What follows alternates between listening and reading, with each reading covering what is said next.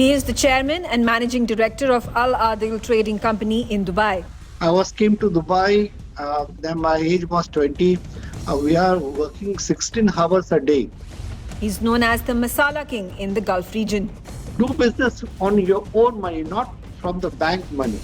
NewsX proudly presents the Baku Diaspora Dialogue with Dhananjay Datar. Hello and welcome. You're watching NewsX Baku. My name is Megha and we are joined by a very special guest today from UAE, Dubai. Dhananjay Datar is a dynamic leader who heads the Al Adil Trading Group. He has performed a very key role in bringing the 9,000 Indian products to United Arab Emirates. His group's Indian arm, which is called the Masala King Exports India Private Limited, is also successfully operating from Mumbai. Dhananjay was ranked 18th amongst the richest Indians in the United Arab Emirates back in 2018 by Arabian Business. It's good to have you, Mr. Datar, on the show. Hi, everybody. How are you? Mr. Datar, it's well known about the kind of struggles that you faced right from the very start of your career. When you moved from India right to UAE, how did you end up building Al Adil Trading Group? And now you also have another successful arm of business. It's called Masala King Exports India Limited. How did this entire journey start for you? What was the inspiration behind all the hard work that you've put in? Actually, I'm from Maharashtrian family. I'm from Vidarbha. It's from Akola. Very, very few people are, especially the Vidarbhians, they're going out of Vidarbha area. Means like Mumbai also, they are not coming. Even the foreign countries, very few people you will get from Maharashtra, which is the place of Vidarbha. I have also born in the Akola area. And, with a middle class family, my father was in Indian Air Force. And most of the time, every 1.5 year, he was, his postings are there in different state of India. So I studied my education in my native place, which is very near to Amravati in Maharashtra. And means it is, I'm not very middle class, I'm lower middle class family. Even that time, when my father was in Air Force, very low salary was they are paying to the army by the government of India. What I'm telling you means, you can just understand what salary they was getting. Even when I'm going to school, I was not having chappals in my feet. Even there is no breakfast. No breakfast. Only tea was given, and the lunchtime only tuar ka dal and chapati only. And at night, only curd and chapati. There is no sugar in the curd. When I asked my mother, give me some sugar in the curd. But mom says that, beta, sugar is for tomorrow's tea. That kind of the life was there. And tribulations that you faced, the financial constraints that you had. So, Mr. Datar, then was that the motivation that yes, you need to bring a niche for yourself, you need to be financially viable, you need to provide for your family, for your parents, for your children, for your wife, and that's exactly how your journey started to become a successful entrepreneur? Yeah, after native place, I came to Mumbai from 4th standard because my father was retired and he joined the Air India. So that time, little good salary was there, and then my father came in 1976 to Dubai, and that is the best time in our life. We was, naturally the Dubai is giving better salary than others. When my age was 16, that time I made a passport for myself. I was living in the Kalina area. There most of the Christians and Muslims people was living, but they goes to Dubai and very simple way. But when they come back after 2 years, they wear nice t-shirts, jeans pant, then gold chain, then gold ring, golden watch, ribbon goggle, root spray. I feel that, Dubai It's has a lot of fancy money. lifestyle and Yeah, a lot of brands, a lot of designer brands is what you see. So it's a very yes. glamorous life that you see, the turnaround that has happened. Uh, Y- Coming from India, living in Dubai, and then transforming themselves into this successful people with a lot of money. Yes. So I feel that Dubai has a lot of money, and you do whatever your job, you will get very good salary here. And I came in 1984 to Dubai.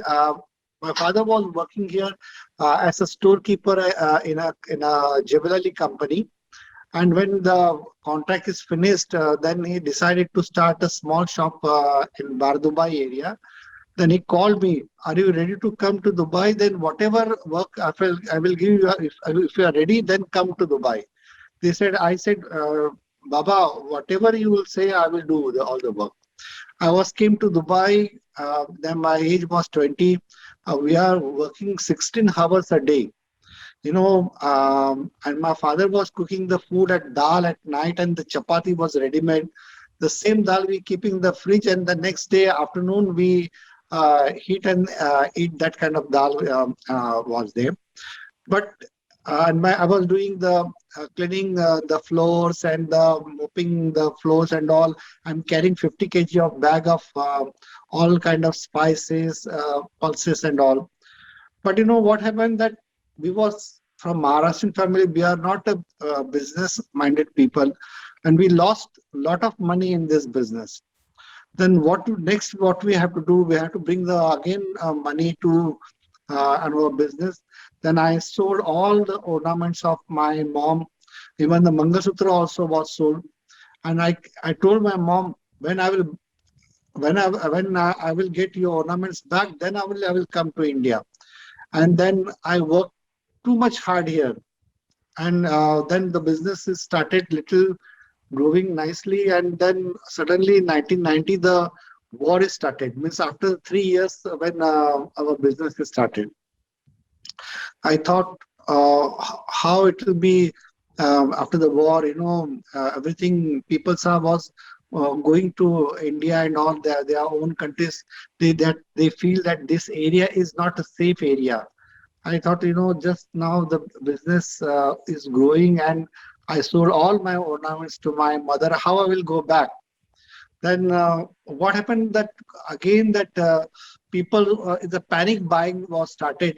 People was buying very big quantity of all grocery items and keeping the stock there at home. So they feel that tomorrow if there is a war between the Kuwait and Iraq, then we will not get the food. That's why they were stocking the food a lot. But I made a huge profit in that. Mhm. And I brought all the ornament and Mangalsutra to my mother, and I came to India after 3.5 years, and I given her ornaments in her hand, and I hugged to my mom, and I cried a lot because I achieved that target. I brought all my ornaments to my mother, and that was the turning point in my life. And um, then the business also, tactic also I learned, and the business was growing. And slowly, slowly, I started my second grocery store in Abu Dhabi. That also doing well. Then I started Sharjah. Then I started my own factory of spices in Dubai, in Al Quoz area. That kind of slowly, slowly, that improvement was there in the business, and I came up. That's a brilliant success story from rags to riches. Congratulations for that. So currently, now that you have Al Adil Trading Group, you also have Masala Kings Export. How are things going for you? As we are doing well here. We have total 49 retail outlets in all over the Gulf countries, not only in the UAE, like Abu Dhabi, Dubai, Sharjah, Ajman. Then we have in Oman, Saudi Arabia, Bahrain. These all countries, our supermarkets are there. We have our own spices factories and our own flour mills factories where which we make the flours and all, like a kind of atas and all. More than 100 type of atas we are making here. Uh, and we are very specialized in the North Indian food.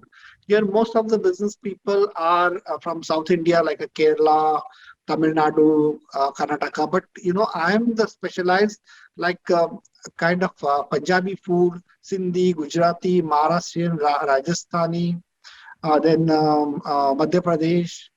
That kind of food products I'm selling here. Okay. So this North Indian, they likes my products, and Right. they given they are very my loyal customer, and everybody are They coming visit and your stores and buy the products and keep coming back. yes, yes, So, yes. Mr. Datar, before I let you go, I will have to ask you one question. So, what do you feel are the key ingredients to becoming a successful individual? I can say the savings is the most important, and if the financially you have to be very strong. See, we are asking the people, how much your turnover. Some people say I have 500 crore turnover. Some are saying 2,000 crore, 5,000 crore, 10,000 crore, and we feel that how rich he is, we can judge him, like by turnover. I say it's wrong. See, whatever the business turnover you're making, but how much profit you're making, that is the most important thing. Suppose the one person is doing 100 crore turnover sales business, and he's making good profit, and 1,000 crore is making less profit, then I say the 100 crore businessman is a more stronger than the 1,000 crore people. Just don't think that people are saying lie. How much turnover is there? They think they they will do whatever amount. But if you ask them how much profit you're making, they never tell you. And financially, you have to be very strong. How I become a financially strong, that I will give an example. When I was in Dubai, next to my our building, there was one Keralite restaurant was there. I was going every day there and drinking tea there. So what I seen that the owner, he kept two dabbas below his counter. He was putting every day in 100 dirham in one dabba and 100 dirham in this dabba. Every day he was doing the same thing. I asked him, what are you doing? What is this? He's saying, every day I'm keeping 100 here. It's become 3,000 dirham. And this dabba also 100 dirham, 3,000 dirham. So this 3,000 is my profit, which I take slowly from my business, and this 1,000 I pay rent and my staff employee salaries and all. Expenses. Absolutely. Okay, then I also thought that I also do like that. So I decided to make 500 dirham withdrawal and every day in my business. Okay, then it's become a 15,000 dirham in a month. In 1 year, it's become 180,000. Mm-hmm. So the slowly when you're withdrawing your money daily, then it's become a big amount. So that 180,000, I open a branch in Abu Dhabi. Okay, there also I'm taking 500 daily withdrawal. Here also 500 has become 3,000 daily. It's become 360,000 dirham in a year. Then I open it in Sharjah.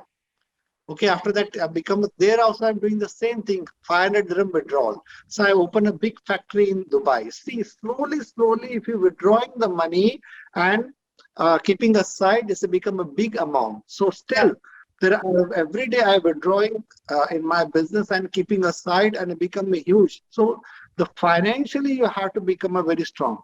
Do business on your own money, not from the bank money. That I want to say. And when we are taking the loan from the bank, you have to pay always on time. It's not mean that bank is giving you, but in a very huge interest rate, 11%, 12%, or 14%, or 15%. Whatever the money you are making there, that everything is going to the bank.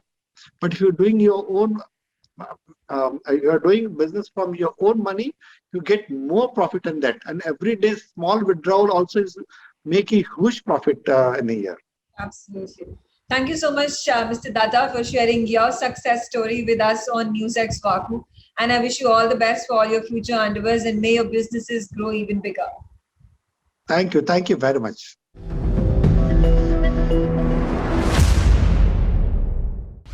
He is a well-known radio jockey and playwright in the United Arab Emirates. One day, just destiny took me to Churchgate, where there was All India radio station, and I was just roaming around and just to. He has an experience of over 2 decades in the industry. There's so many Indians are here. But yeah, the films and festivals, film is the biggest connection, I think, between UAE and India. NewsX proudly presents the Waku Diaspora Dialogue with Gagan Mudgal. Hello and welcome. You're watching NewsX Waku Diaspora Broadcasting Network. My name is Megha Sharma. Joining me on the broadcast is a guest from Dubai, UAE, Gagan Mudgal. He has an experience of 22 years in radio. He's a creative head and presenter in one of the most famous radio stations in UAE, in Dubai. He's a theater actor as well. He's a playwright and a voiceover artist as well. It's good to have you, Gagan, on the show. Thank you so much, Megha. Pleasure. Thank you so much. Gagan, first things first, 22 years as a journey, as a radio jockey. How would you narrate your experience in a nutshell? It's been wonderful. I never decided that I want to do radio. It was never part of the plan. I came to Bombay. I was an actor. I am an actor still, but I came to Bombay to do theater and TV and films. And then one day, just destiny took me to Churchgate, where there was All India radio station, and I was just roaming around and just to kill time, I went inside. And then I've still not come out of that radio station. Since 1999, I'm inside that radio station where I went just to kill time. So it's been amazing. I started in Bombay and now I'm here. How is your experience in a transition that took place from Mumbai to Dubai, United Arab Emirates? How did that change happen?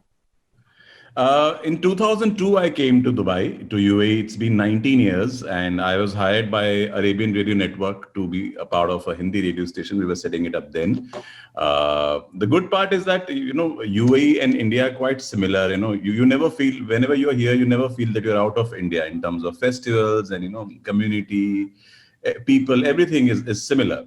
So, we all go crazy for Hindi songs, Bollywood songs, wherever we are. So when we started a radio station here, it was quite similar. In fact, I always say this, and I'll keep saying this, that, people who are away from their country, they miss the country more. And, an impact of a song is more here than when you listen to it in India or wherever else in India.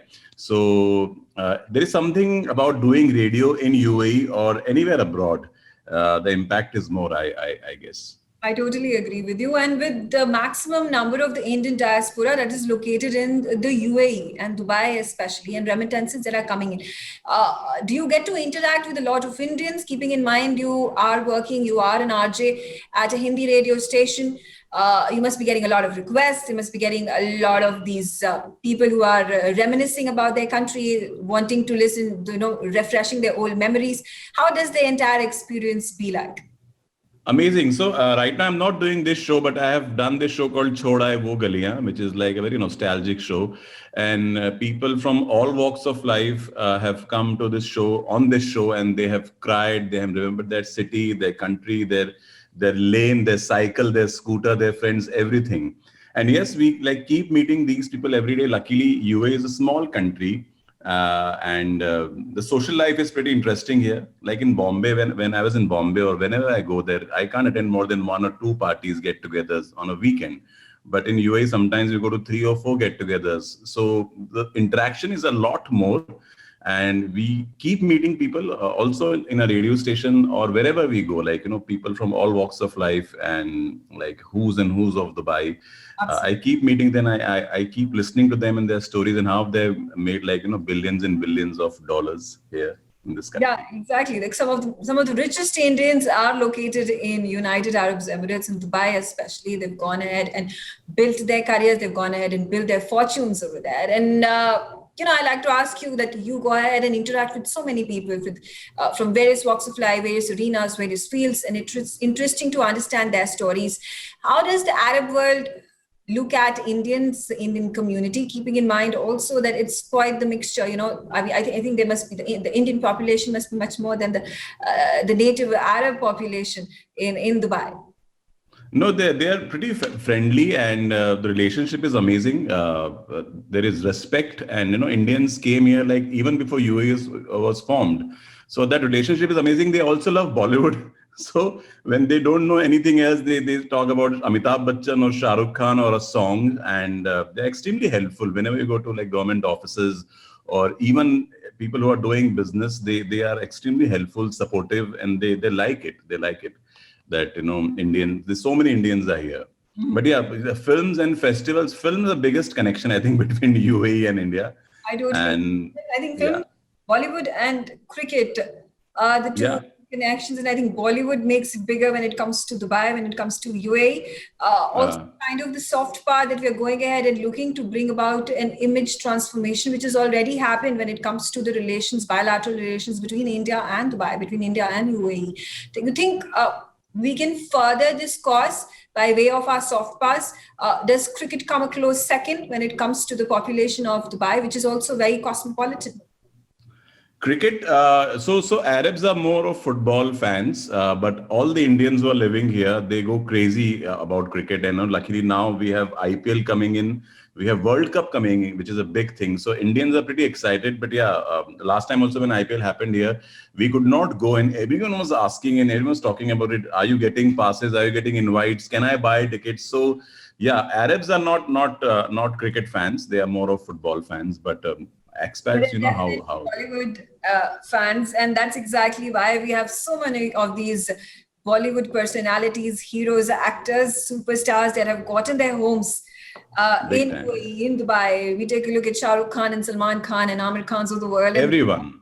gone ahead and bought their homes, they've gotten properties, and they come several times to perform over there at private ceremonies, public ceremonies as well, because that's the kind of pull Bollywood has. Yeah, if you think about it, going from Bombay to Calcutta or coming to Dubai from Bombay is like almost the same.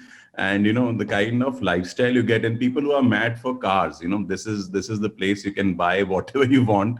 And lifestyle is amazing. You get like big houses here in Bombay. Even if you spend like 6-7 crores, you'll not get such a big house. So that is the advantage. So many people, and even post COVID now, more people are coming from India, and they're investing here. So this is a good news. This is home away from home, literally, because when you land here, you never feel like you're away from India. What should be the next steps when it comes to the bilateral ties between both the nations, keeping in mind there is at this point of time a shift that has taken place when it comes to the diplomatic relationship between the Ministry of External Affairs over here in India versus the UAE? How can artists like you, how can liberal arts, how can soft power, the likes of Bollywood, maybe cricket not as much, but several other arenas that can come together to give the much needed momentum that is required, that is already being put in the right direction for the hard powers to come in when it comes to defense, when it comes to strategic ties, when it comes to diplomacy between the both nations? So the good part is, as you said, artists, the good part is now UAE is giving 10-year visa, golden visa to all the artists, which was not there earlier. It was only for people who invested money. So even like a small artist who has just started or whatever, spent a couple of years, artists are getting 10-year visa. So from all across the world, not only from India, people are moving to this country. And in last 2-3 years, a lot of things have changed, and they were always supportive. But now with the visa thing, everyone is now happy. Now they have opened up a lot of auditoriums also. I've heard that they are opening more places for people to perform. And I see, more things happening here. And in terms of the relationship between India and UAE, I think we are the largest expats here. And it has always been good. And with Mr. Modi coming here like 2-3 times, and I keep seeing, front page of every newspaper, I can see that there is like a lot of things happening between both the countries. And trade, I'm sure UAE, this UAE does a lot of trading with India. So Yes. things are pretty okay. And I'm sure the future looks really nice from here. You have also gone ahead and said it interacted with a lot of Indian tycoons that have made it big in United Arab Emirates, in Dubai. What have the lessons that they have learned? There are the big brands like Lulu and Joy Lucas and several others that are really, really big, that have made tremendous progress, that have made tremendous wealth, locating themselves headquartered in Dubai, in UAE. Are there more avenues at this point of time to build about a more liberal? I would say Dubai is already a liberal economy, keeping in mind that tourism is something that it runs on, that it thrives on. Are there more such aspects that can open up the economy of UAE, Dubai especially, for further of these exchanges that happen, trade and otherwise, cultural and otherwise, between both the nations? So to answer your first question, yes, I have met a lot of people who have done really, really well in life. I've spent time with them, a lot of time, and I have seen this is amazing in this country, how they came with like, say, 10,000 rupees or 5,000 rupees, and they have made billions and billions of dollars, as I said. I've met many, not one or two, met almost like 90%. I met only 10% people who had money and who came to Dubai. Otherwise, people who are working in like, supermarkets, or they were in the factory or whatever. One thing, what they have done, what they have told me is this country, it's very easy. They support a lot when you start a business. The complications are less. The formalities are less. It's very like A to B to C. So if you are hardworking, and if you have little bit of brain, anyone, I mean, people do well. And if you're like extra smart, like how Mr. Yusuf Ali has done, he's done like tremendously well. And Mr. Rizwan Sarjan from Daniel, there's so many people I meet who have made a lot of money, and they all thank this country always, because, you can fulfill all your dreams here if you're a little bit sorted in your head.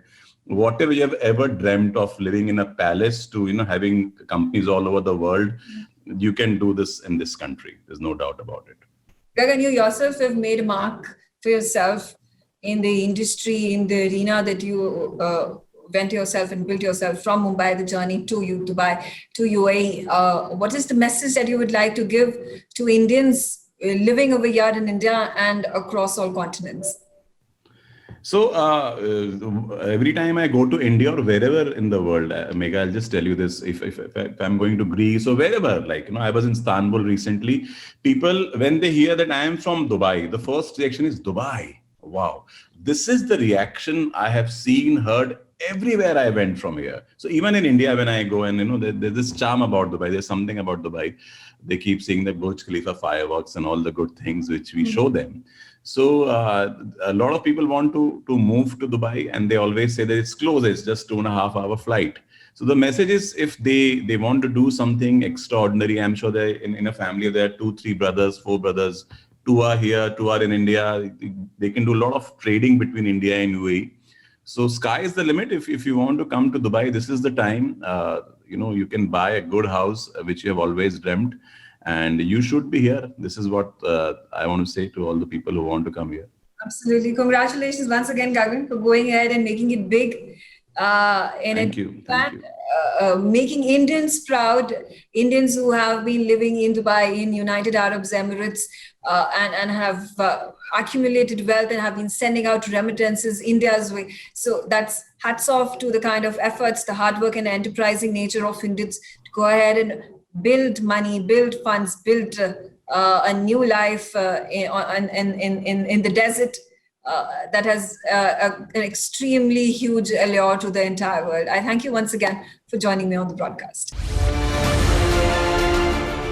Newsx ITV network have proudly launched the WAKU Diaspora Broadcasting Network. WAKU DBN will be India's first mainstream platform dedicated to the diaspora community. Help support us. Become WAKU patrons at memboro.com/WAKU. You will get the first access to our interviews, make recommendations, merchandise access, ask questions, and get a shout out of thanks on our TV shows. You can also suggest to us who should get the WAKU Golden Chakra Awards, and also tell us who should get into the WAKU Hall of Fame. Limited memberships are available at 100 rupees per month on Memboro WAKU. Sign up now. Log on to memboro.com/WAKU.